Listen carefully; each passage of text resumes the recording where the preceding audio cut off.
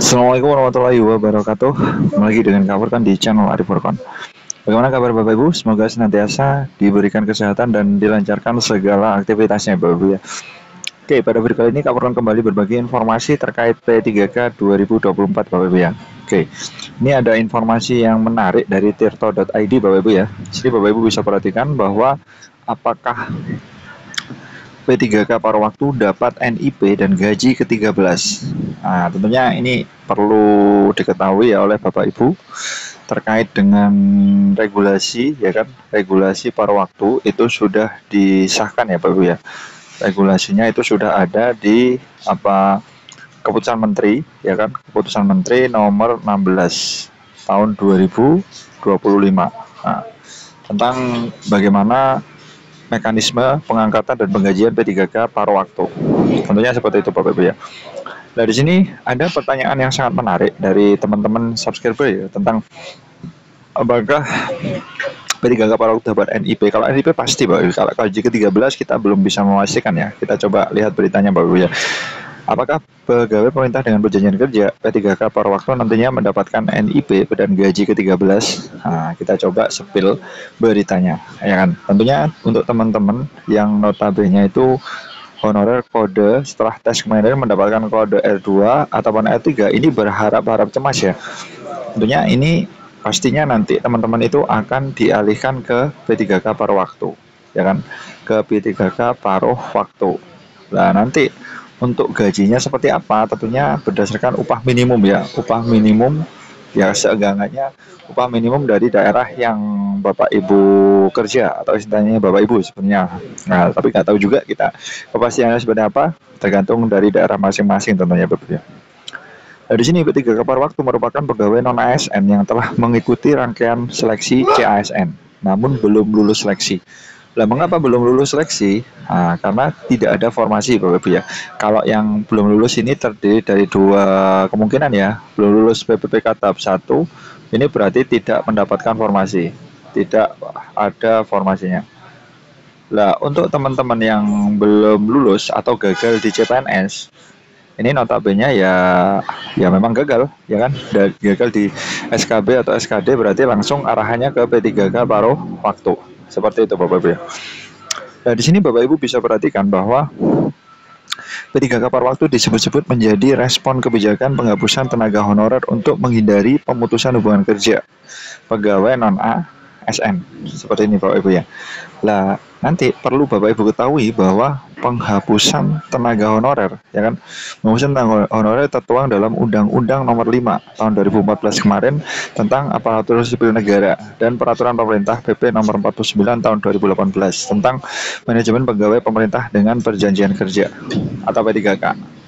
Nah, tentunya teman-teman itu tenang saja Bapak Ibu ya. Jadi nanti jenjang karirnya itu meskipun teman-teman itu paruh waktu itu jelas. Kalau sudah ada formasi, jadi kuncinya itu kan ada dan tidaknya formasi sih Bapak Ibu ya.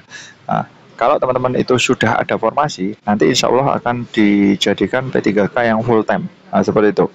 Nah, jadi selama menunggu ada formasi ini, teman-teman itu akan diarahkan ke P3K paruh waktu. Nah, atau part time ya Bapak Ibu ya. Ke P3K paruh waktu atau part time. Dan ini berlaku untuk teman-teman yang tidak mendapatkan formasi tentunya. Dari sini Bapak Ibu bisa perhatikan bahwa apakah P3K paruh waktu dapat NIP? Jelas. Ini pasti dapat Bapak Ibu ya. Dan di sini Bapak Ibu bisa perhatikan penjelasannya bahwa P3K paruh waktu menjadi alternatif ya, agar tidak terjadi PHK massal terhadap honorer. Dalam naskah daftar inventarisasi RUU ASN ditambahkan dengan status baru ASN yaitu P3K part-time atau paruh waktu. Tentunya kalau kita lihat di analisis berdasarkan data, itu ada 2,3 juta orang yang mayoritas bekerja di instansi pemerintah daerah.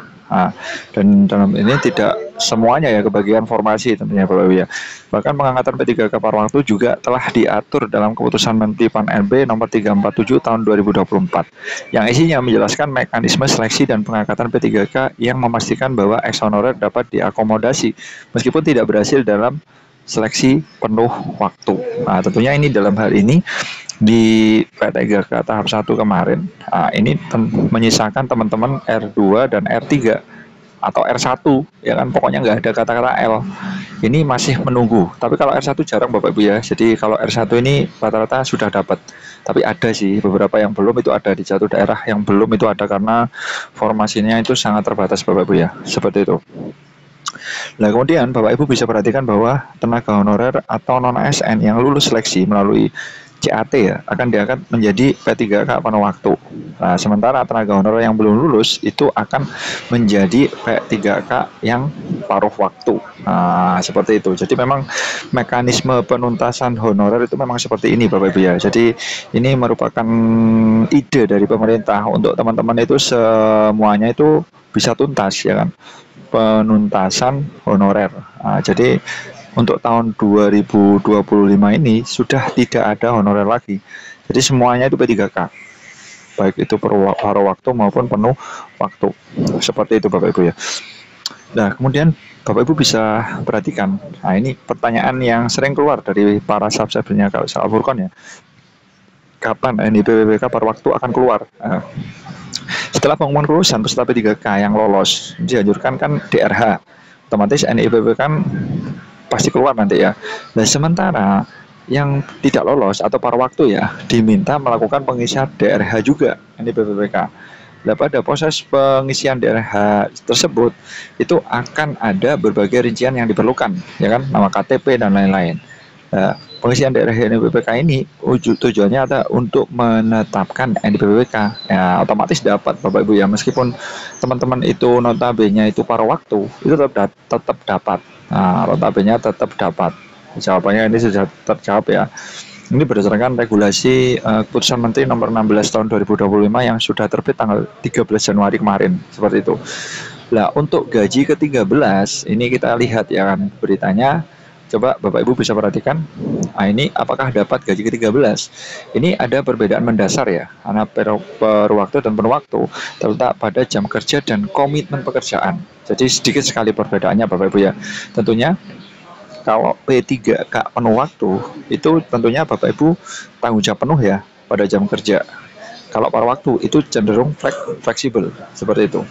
Nah, di sini ada peraturan gaji paruh waktu itu 2 sampai 5,6 juta per bulan. Ini otomatis lebih kecil nih dibandingkan dengan tenaga honorer seperti itu. Nah, nanti selain gaji pokok, teman-teman P3K paruh waktu itu nanti juga menerima tunjangan keluarga, tunjangan pangan dan tunjangan pekerjaan. Cuma mungkin nominalnya itu berbeda dari yang penuh waktu. Nah, tidak hanya itu, P3K paruh waktu itu mendapatkan gaji ke-13 juga dan THR. Mungkin nominalnya yang berbeda, tetap dapat Bapak Ibu ya. Nanti mungkin kita tunggu apa peresmiannya aja. Kalau nominalnya itu masih ada tanda tanya Bapak Ibu ya.